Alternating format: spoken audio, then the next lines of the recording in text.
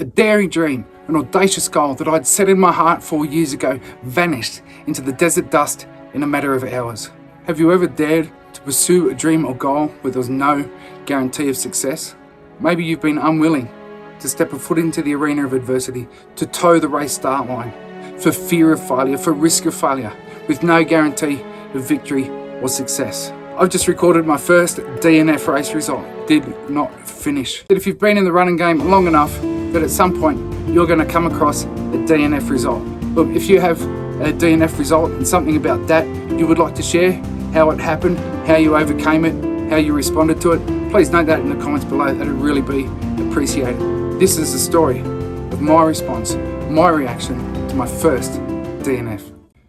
The race is the Atacama Crossing, a 250 kilometre, 7-day, 6-stage, self-sustained race in the Atacama Desert around San Pedro de Atacama in Chile. It's hosted by Racing the Planet, and it's one of 4 desert races that they hold throughout the year, plus a roving race of the same nature. So here's how the DNF went. So I'm lined up on the start line, stage 1, day 1, 35 kilometres ahead of me. Got the pack on. I'm carrying a bit of excess weight. I hadn't really accounted for my weight properly, so I'm around the 12 kilogram mark, but it's still feeling semi-comfortable. So off we go on the start line for the 35 Ks. Got the 35 Ks done. At the end of the day, I had identical blisters on the outsides of both of my heels, and I banged up my toes a bit and made the rookie error of not tying up my shoes or lacing up my shoes tight enough so there's too much movement in my shoes. It was sufferable pain, if that makes sense, and my back was aching a little bit, but nothing to be unexpected. Wake up the next day for stage 2. Feeling alright, feeling keen. We start stage 2, which is 37 kilometres, and the first 6 Ks were good. Got to the first checkpoint, which was a short one, so that was only 6 Ks. Keen to go on for the next leg in the stage. A short while into the second leg of stage 2, we hit the slot canyons, did about 20 river crossings through the slot canyons, and I could really feel the weight of my pack and that excess weight that I had in there really starting to take its toll. I was starting to hunch over a lot constantly, and I was getting beyond the normal kind of aches and pains in my shoulder and my back. Came up out of the slot canyons and it was open skies, open desert and sun, and it was hitting around that time of the day.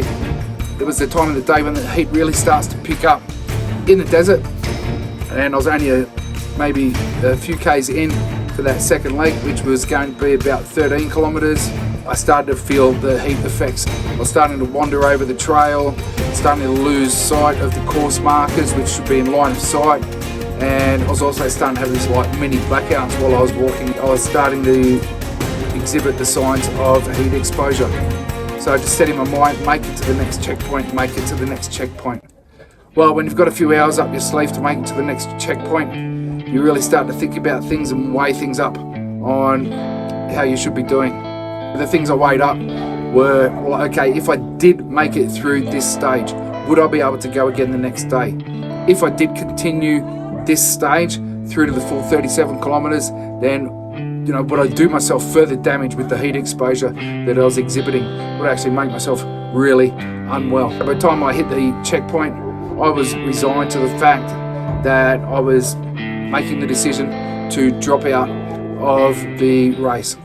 Over that time, your emotions, because you've got that time on your feet and you're dealing with this stuff, your emotions go up and down, ways of looking at how you're going in the race and whether you should continue. A myriad of emotions and feelings, thoughts and decisions. When I got to checkpoint 2, made the decision to call it. The medical staff and the support staff that were at checkpoint 2 were so gracious and helpful and understanding. I told them my situation. I was ahead of the cut-off time, so they said, look, don't make your final decision now, just chill here, make a decision when we get closer to the cut-off time. After just 4 years of having this dream, goal, set in my heart, this is what I've been aiming for in all my running training and preparation over those 4 years, to actually get to this point, and then DNF on the second day of 7 was devastating. I was broken. My heart was broken. I was mentally broken, and I got to the point where I was physically broken. So how does one respond to their first DNF? This is how I dealt with it while I was on course in that waiting time, and for the next couple of days over. It took a lot of reflection. While I was on course, in the midst of my delirium due to the heat exposure, resignation to a DNF hit me like a rolling wave of emotions. Disappointment with myself, anger with myself, there was tears, there were all the people that I'd committed this to, in a sense, and gotten their support and encouragement, especially my family, my wife and my son. They're such a big part of me getting here, and what it meant to them. I got really, really down on myself. And there's something in you, in your heart and in your soul, that tells you you haven't disappointed them. You know that they're proud of you, that you've towed the line, that you've got to where you've gotten to. And at the same time, you're just overwhelmed by this feeling of disappointing so many. Once I'd returned back to the hostel and I'd updated my Facebook status about the DNF, started to receive the love, encouragement, support and cheers of family and friends, did I really begin to check myself and start to overcome or move past and move forward. The process of dealing with it is a process that I'm sure will take time. This is my first experience of it, so I'm working my way through it. It could take days, it could take weeks. I know it's not going to take days. It could take weeks, months, even years. It might not even, be dealt with really unless I find some redemption in returning and completing the race. Who knows? What I've found is a paradox. The paradox of success in failure. The paradox of victory in defeat. Daring, although failing, is still a victory. Because I stood in the arena. A DNF becomes a part of who you are. It's becoming a part of who I am. There's a deep and intrusive reality in that. You come to a crossroads, a turning point in your life about what this means to you and what it will mean to you. I now see myself and I see the world around me through a new lens.